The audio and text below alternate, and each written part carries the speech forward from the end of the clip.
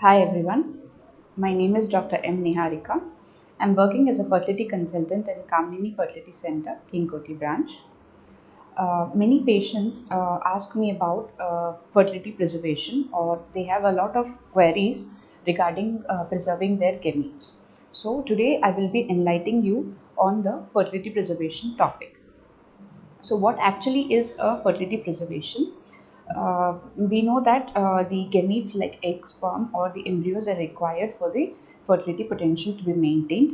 And we, as humans, when we age, the fertility potential of our gametes, being it eggs or the sperms, is going to come down, especially in females. Above the age of 30 years, the fertility potential drops drastically, and by the time they reach around 35 to 40 years of age, many patients we see these days having decreased ovarian reserve.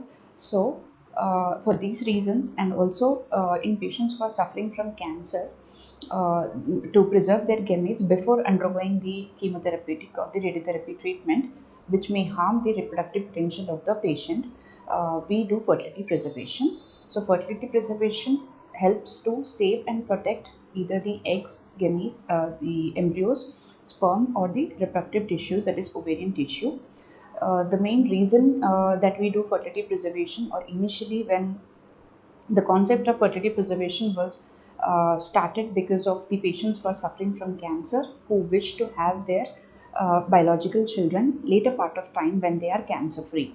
So fertility preservation initially started from there, and later nowadays, because of the lifestyle factors, or because of the increasing incidence of the premature ovarian insufficiency in females, decreased ovarian reserve, or other health conditions which are going to affect the reproductive potential of the male or the female, people are wishing to preserve their gametes when they are highly potential in the younger age time, and wish to have their children at the late 30s or 40s whenever they are ready to get pregnant. So this is the reason fertility preservation has increased, and many people are now aware of this process, and they are opting to preserve their gametes. So third reason why the fertility preservation is being done is many people are doing social freezing. That is when they are in their 25 to 30 years of age, when the gamete potential is very high. The fertility potential of either the egg or the sperm is very high in during this period of reproductive age group. And if they preserve their gametes or the embryos at this point of time, they can have their children at later part of time, like in the future, whenever they wish to start a family. So this is also called as social freezing. Fertility preservation helps the couple or the patients have their biological children in the later part of life. So the main reasons I've already explained are, one being the cancer. Cancer disease as such can have an impact or affect the reproductive tissues, that is the ovaries or the testicular tissues, meaning it can affect the egg and the sperm.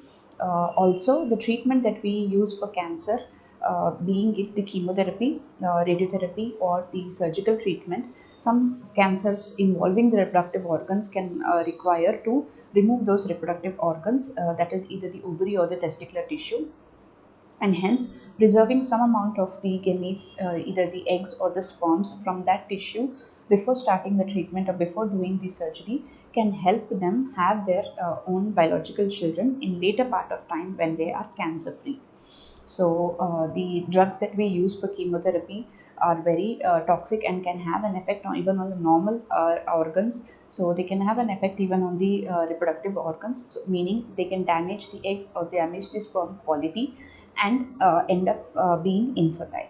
So preserving them before starting any treatment for the cancer can help the couple or the male or the female have an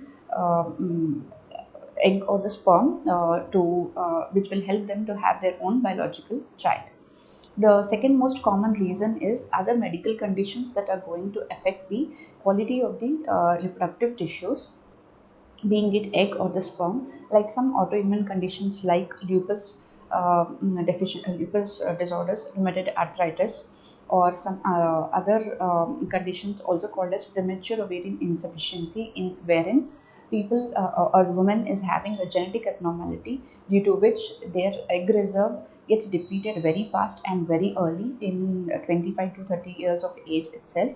So whenever a patient is suspicious of having a premature ovarian insufficiency but still doesn't have a plan of getting married soon, they can preserve their oocytes and have an backup, so that in future, if they are planning to start a family, they can use these eggs and then start to have a child.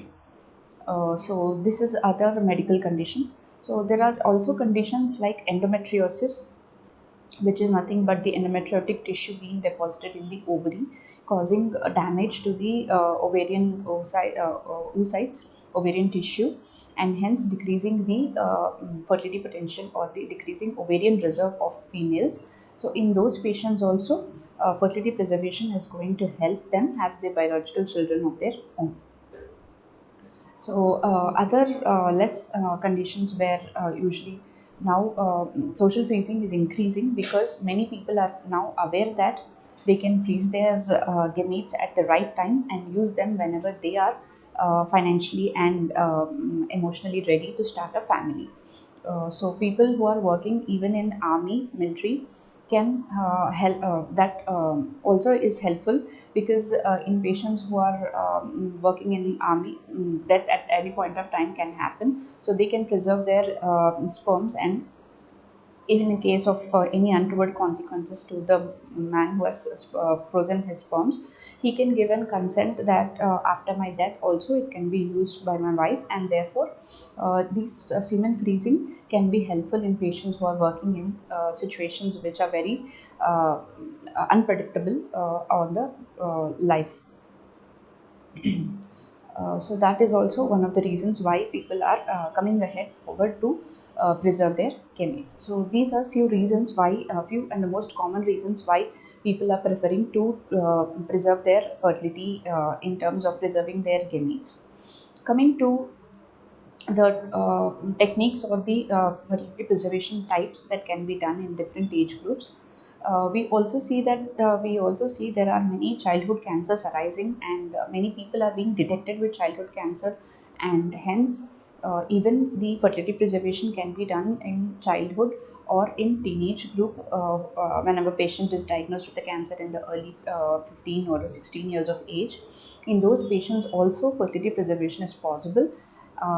Nowadays, because of the advancement of the chemotherapy treatments and the radiotherapy treatment, there is increase in the survival rate of the cancer patients, meaning post cancer treatment many patients are surviving healthy and are wishing to have children. So preserving their gametes, even if it is a childhood cancer or an adulthood cancer, can help them have children of their own in later part of time with the help of assisted reproductive technique, that is IVF or ICSI.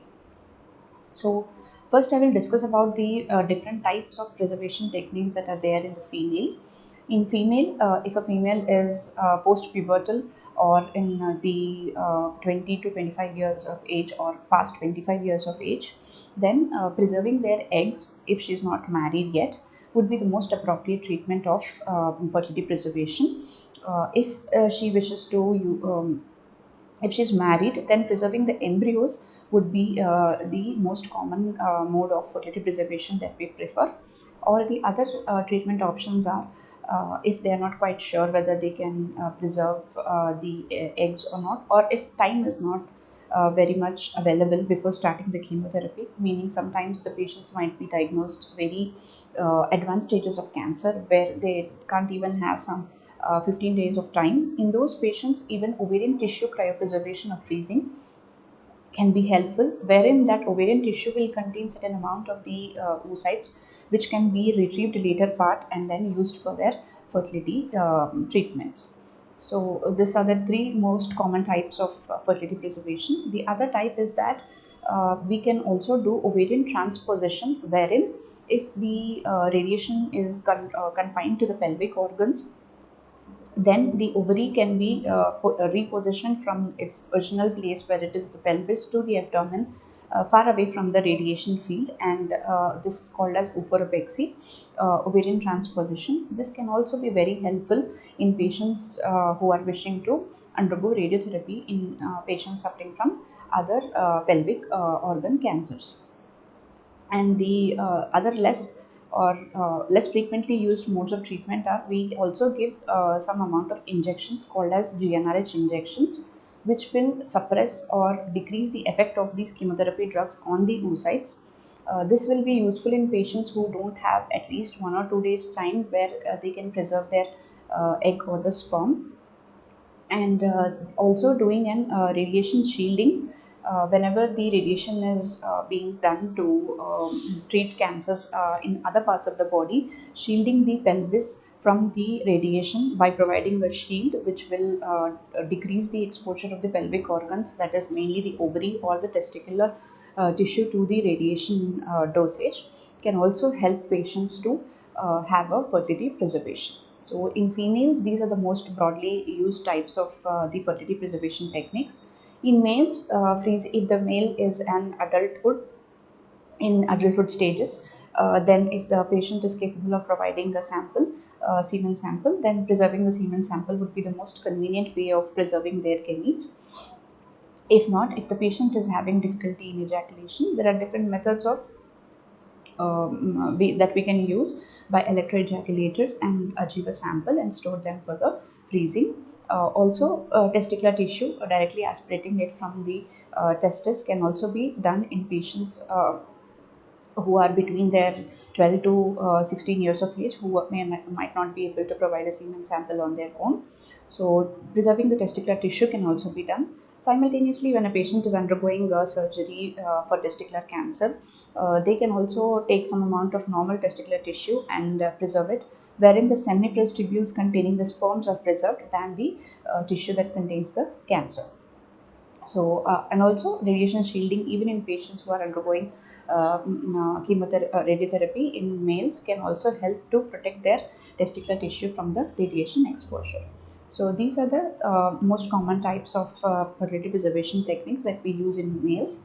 So, as I had already told, even childhood cancers incidence is increasing, and the survivability post cancer treatment is also increasing in childhood cancers. So, ovarian tissue, directly retrieving the ovarian, if it is a female child suffering from childhood cancer, doing an ovarian tissue cryopreservation, meaning taking some amount of the ovarian tissue laparoscopically and cryopreserving it, will help preserve their own gametes. Similarly, even in the testicular, similarly in patients who are male patients who are suffering from the testicular cancer as well, we can do the testicular tissue cryopreservation. And as already discussed, the ovarian transposition or the repositioning of the ovary from its normal location to decrease the exposure to the radiation can also be very helpful in childhood cancers.